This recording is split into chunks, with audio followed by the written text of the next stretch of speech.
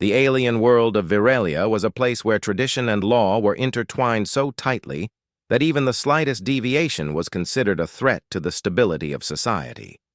Its gleaming cities and vast towers, with architecture so precise, it seemed almost impossible, were a testament to centuries of order and hierarchy. Every citizen had a defined place, every action governed by layers of rules, and above all, love was strictly regulated. It was not enough to follow the laws of commerce, politics, and labor. The elders had decreed that relationships were a matter of social preservation, and no alien could be allowed to bond with someone from outside the species. Interspecies interactions, especially romantic ones, were labeled unnatural and punished with severity. In this world lived Lyra, a young alien woman from a respected family. Lyra was intelligent, perceptive, and curious about the universe beyond her city. Unlike most of her peers, who were content with the rigid societal rules, she had always questioned whether the laws truly reflected morality or were merely instruments of control. It was this curiosity that led her to meet Jonas, the human. He was not like the alien traders, diplomats, or scholars she encountered in her city's occasional interactions with other worlds. Jonas was human, tall by their standards, with expressive eyes that seemed to look straight into her thoughts and a presence that radiated confidence and warmth. Their first encounter was innocent enough. Jonas had arrived on Virelia as part of an interstellar cultural exchange program intended to promote understanding between species. Lyra, assigned as his guide, found herself drawn to his gentle humor and fearless curiosity about a world that had been governed by rigid rules for millennia. Over time, friendship blossomed into something more profound, something forbidden: love. It was subtle at first. Shared glances, whispered conversations, and small acts of care, but it grew quickly into an undeniable bond. The citizens of Virelia, however, were keen observers of decorum and tradition, and no act of rebellion could remain secret for long. Soon, rumors began circulating about Lyra and her inappropriate affection for the human. Some whispered out of jealousy, others out of fear of the repercussions. Within days, the matter reached the Council of Elders, the ruling body that maintained the city's strict order. The council was composed of the oldest and most respected citizens, beings who had spent decades enforcing the laws and saw themselves as the guardians of morality and tradition. For them, the very idea that a high-born alien woman could form an emotional attachment with a human was blasphemous. The decision was swift and merciless. Public punishment was the only solution that could, in the council's view, restore order and deter any other young aliens from following Lyra's example. She was to be executed in the main plaza at dawn, a ceremonial display meant to send a clear message to the populace. Interspecies love was a crime, and it would not be tolerated. Preparations began immediately, with enforcers assembling the tools of the execution and the citizens being called to witness. As dawn broke, Lyra was brought out into the cold light of the plaza. Her limbs were bound, her head held high, defiance shining in her eyes even as fear lurked beneath the surface. Suspended on a ceremonial pole, she became a living symbol of both love and rebellion, though the council only saw her as an example of what would happen to those who dared to defy the law. The crowd gathered in silence, some watching in awe, some in fear, others with grim satisfaction at the enforcement of justice. And then there was Jonas. He stood at the edge of the plaza, his chest tight, heart pounding, and mind racing. He had trained in diplomacy, not combat, had come to Virelia to foster understanding, not to confront violence. And yet, watching Lyra suspended before the crowd, poised between life and death, something deep within him ignited.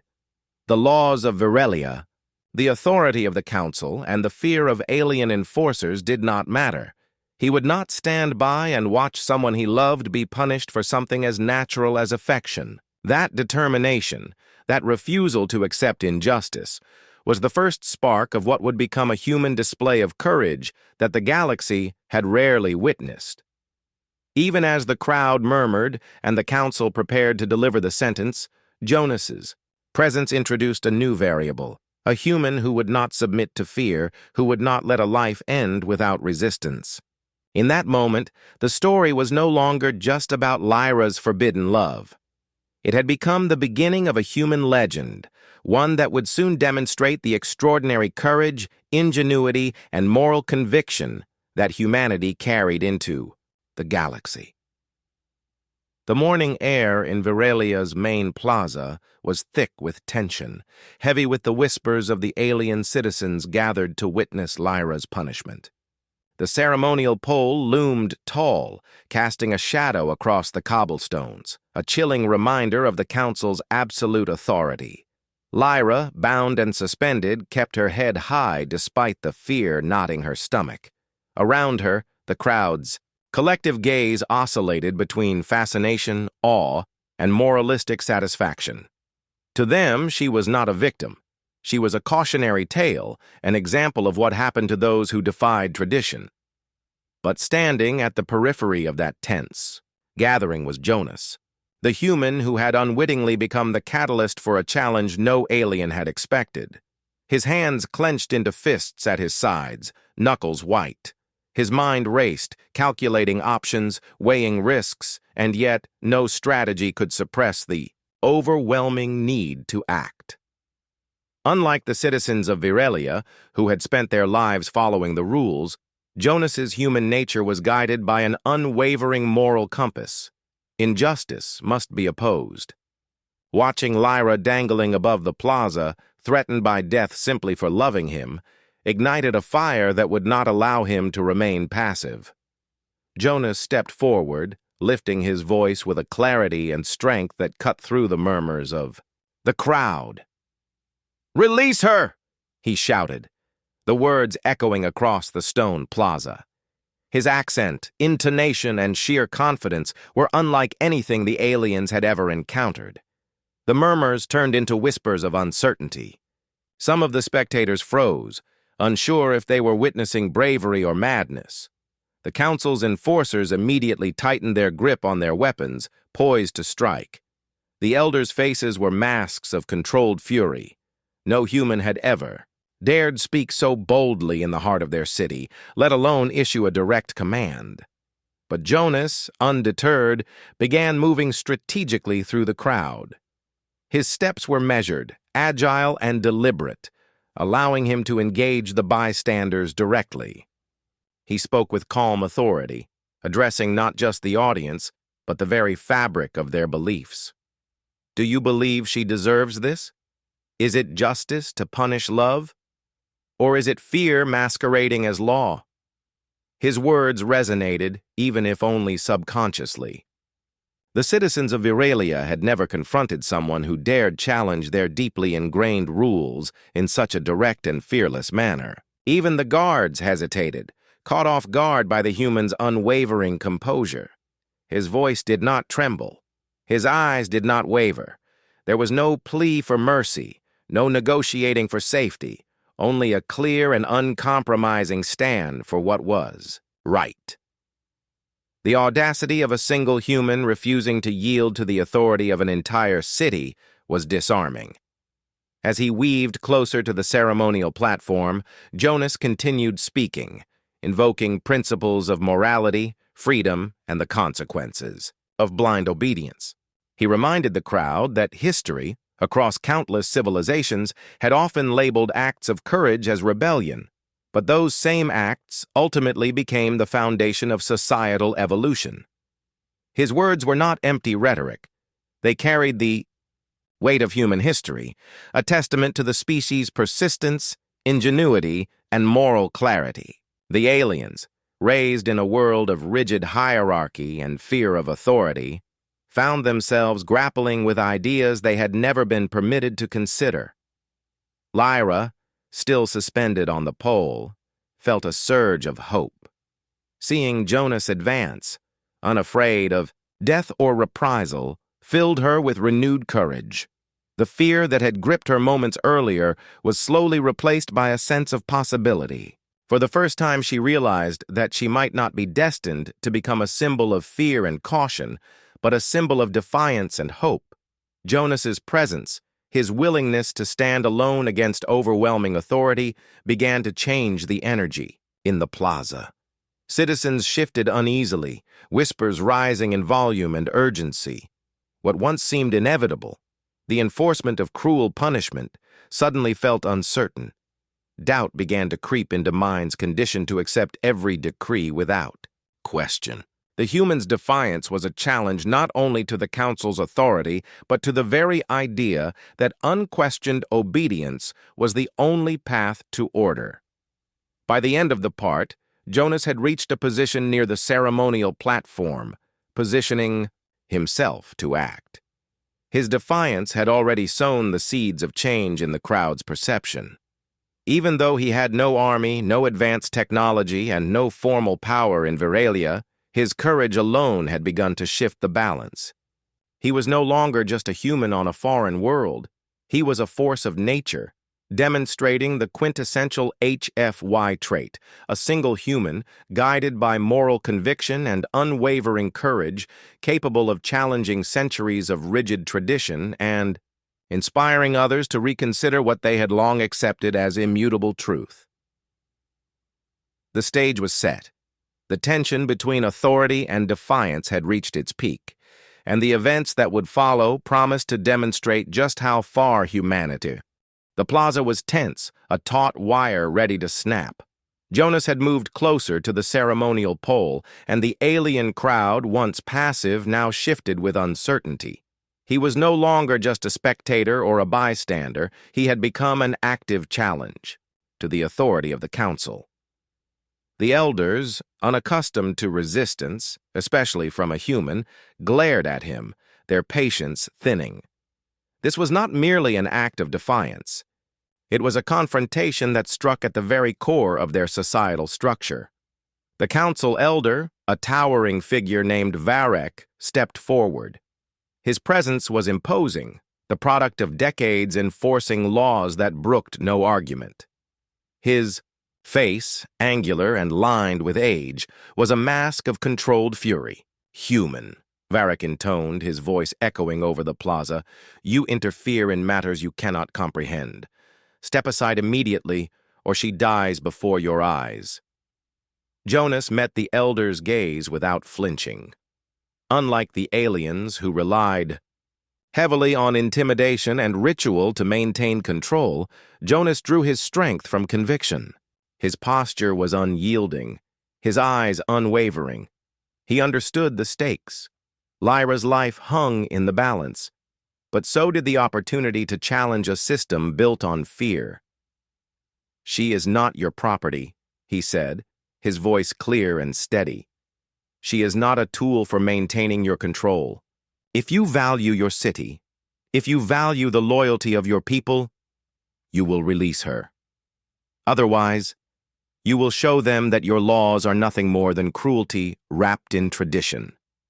The crowd murmured, the tension between obedience and doubt spreading like wildfire. The alien citizens had never seen a being confront authority with such clarity and composure. Jonas's words were not mere pleas. They were a direct assault on the assumptions that had governed their society for centuries. Varek laughed, a hollow, echoing sound that carried both contempt and disbelief. You overestimate yourself, human. Your species has no standing here. Your voice carries no weight against the will of the council. Jonas, however, did not flinch. Instead, he began weaving through the crowd, closer to the ceremonial pole, speaking directly to the bystanders, invoking principles that resonated on a level they had never considered. Have you never questioned whether your laws serve justice, or merely the fear of those in power? History is filled with those who obeyed blindly only to perpetuate injustice. You, here, now, have the power to choose differently. Lyra, suspended on the pole, felt a surge of hope and determination. Seeing Jonas's courage, she realized that she was not merely a victim of cruel laws, but a symbol of the possibility of change. The fear that had gripped her body moments before was replaced with adrenaline and a renewed will to survive. She could see in Jonas's eyes a commitment that went beyond words, a human willingness to face overwhelming odds for what was right. As Jonas reached the ceremonial platform, the council ordered the enforcers to intervene. They moved with precision, armed with stun devices and restraining implements designed to subdue anyone who dared challenge the council.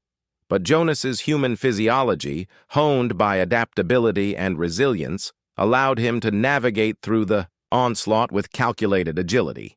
He dodged the initial devices, using a combination of speed, intuition, and improvised maneuvering that alien physiology could not anticipate. Every movement demonstrated human ingenuity and adaptability, qualities the aliens had long underestimated. In a single fluid motion, Jonas scaled the platform and approached Lyra. With a small concealed tool he had carried for emergencies, he cut her bonds, freeing her from the ceremonial pole. His whisper was steady, yet filled with urgency. "Hold on, I've got you. We're getting out of here." The act itself was more than a rescue. It was a direct defiance of every societal norm and law in Viralia. The plaza erupted into chaos. Some aliens shouted in anger, some in shock, and others froze, uncertain how to respond. The act of one human defying the council's authority and succeeding in reaching Lyra had shattered the perceived invincibility of their rigid system. The citizens' morale and beliefs began to shift. A seed of doubt, once planted, could not easily be eradicated. By the end of this confrontation, Jonas and Lyra were united, no longer separated by fear or law. The battle in the plaza was not over, but a crucial victory had been achieved. One human, acting on courage, intellect, and moral conviction, had challenged centuries of oppressive authority and succeeded in freeing the innocent. The ripple effect of this defiance would continue to unsettle Viralia, proving that humanity, even alone and without resources, could alter the course of events simply through unwavering courage and clever action. The wreckage of the Kargath fleet still drifted in the skies above Varos Prime when word of the battle began its long journey across the galaxy. The Dominion had been defeated. The phrase itself was almost unthinkable. Entire civilizations had spent centuries cowering at the very mention of the Kargath. Their fleets were the embodiment of inevitability. To resist was to be enslaved or annihilated. Yet now, every encrypted channel, every pirate frequency, every diplomatic relay buzzed with the same whispered truth. The impossible had happened. The Kargath had bled, and the ones who had bled them were a species long dismissed as irrelevant. Humans. The word carried weight in ways most had forgotten. For generations, Earth had been labeled as a Class 15 death world, a planet so hostile that most species deemed it uninhabitable for intelligent life. The creatures that survived there, storms that leveled continents, predators with teeth like blades, diseases that shredded the unprepared, were considered nightmares by the galactic community. That anything had not only survived, but thrived, there was treated less as fact and more as legend. Legends, it seemed, had just walked out of the dark and into the stars again. On worlds across the galactic core, governments convened emergency sessions. In the markets of smugglers and slavers, fear dampened the usual bravado. Pirate lords who had once boasted of raiding undefended colonies now whispered nervously about what would happen if a distress call ever summoned those predators again. Even empires untouched by the Kargath War stirred uneasily. If humans could crush the Dominion's blockade, what else were they capable of? Meanwhile, on Varos Prime, the people lived through the immediate aftermath. The skies, once filled with the silhouettes of their oppressors, now glimmered with the vast shadows of human ships. The difference was subtle, but profound.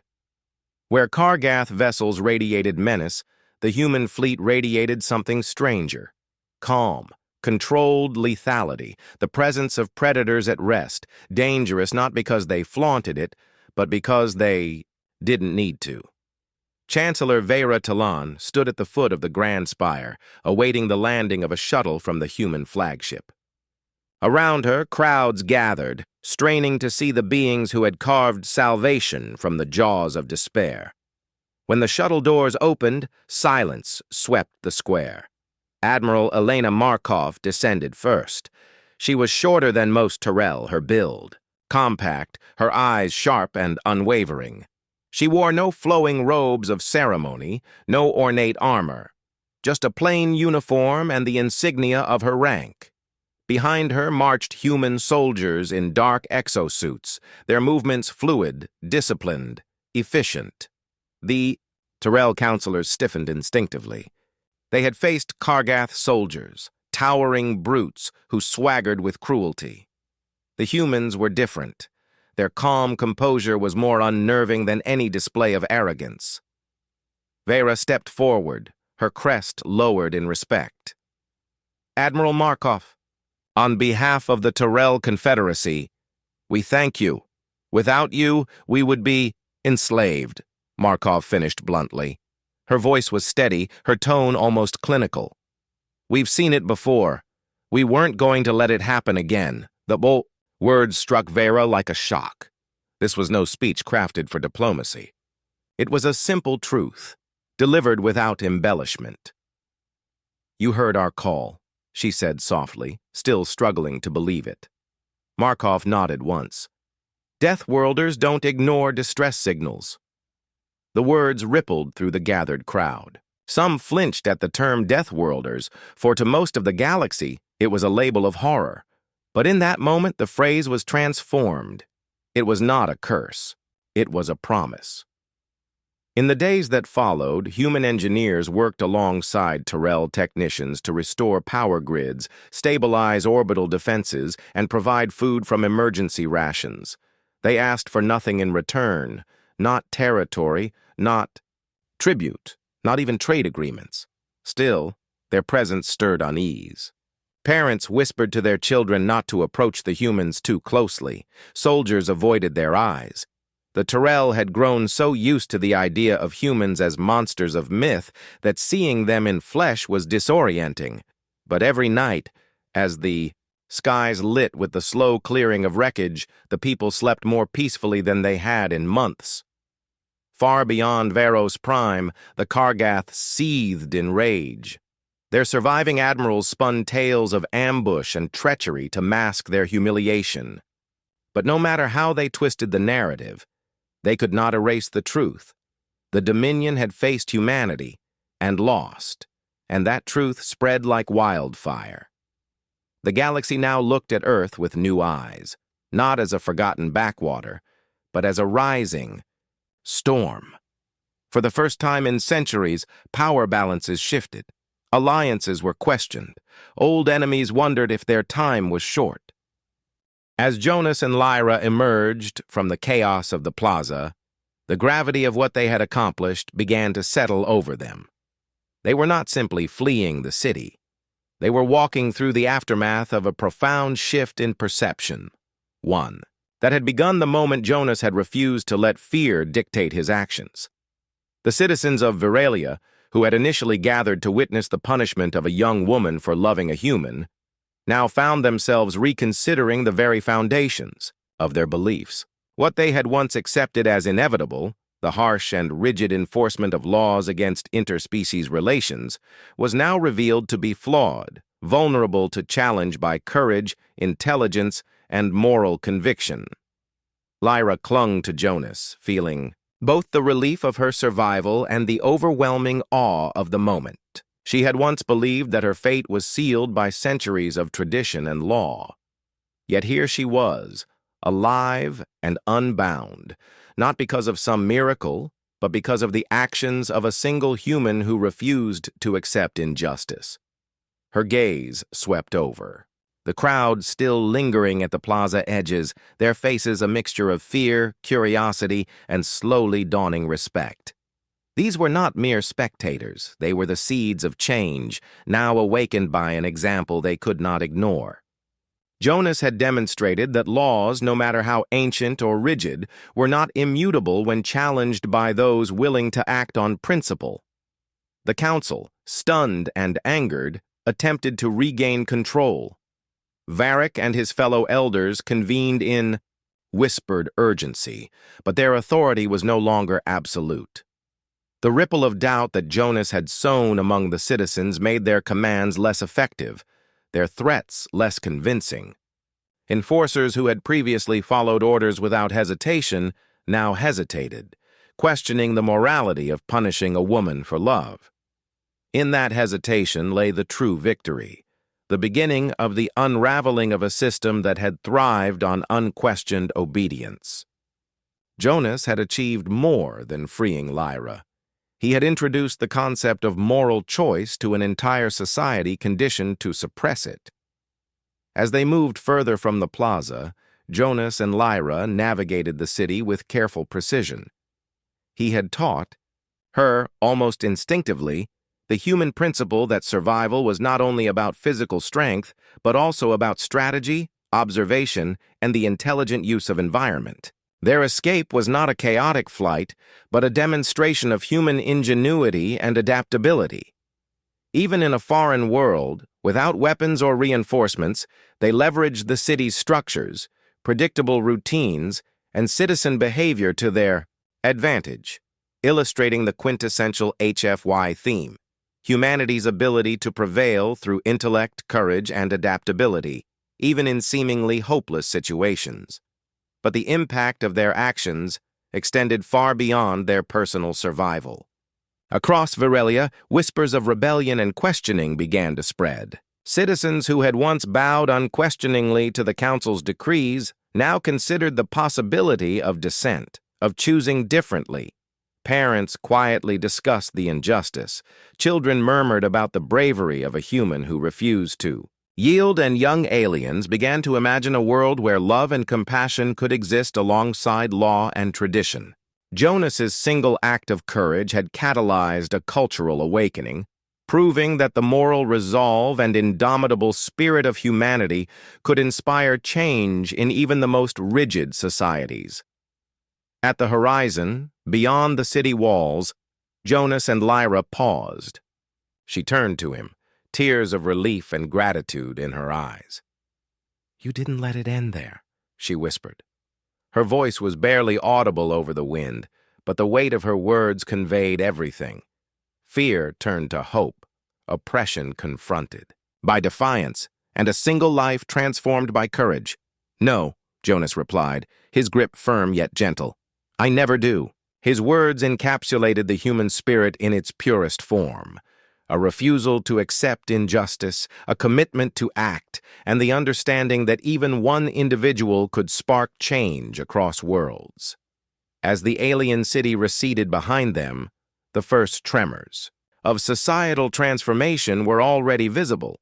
The council's authority had been challenged, not through brute force alone, but through courage, moral conviction, and the unyielding will of a human.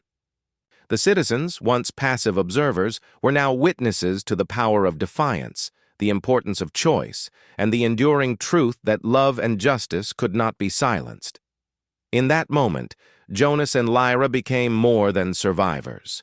They were symbols, a testament to humanity's capacity for courage, compassion, and ingenuity. The story of a human refusing to let a young alien woman die unjustly would ripple through Virelia and eventually beyond, leaving a legacy that proved the galaxy could never underestimate humanity. One act, grounded in morality and bravery, had changed not just a life, but the consciousness of an entire world, showing that the true strength of humans lay not in technology or numbers, but in heart, mind, and unshakable will. And so, what began as an act of rescue became the dawn of transformation. Humanity, in a single morning, had rewritten the rules of a distant world, leaving a mark that would not fade. The story, far from ending, had only just begun.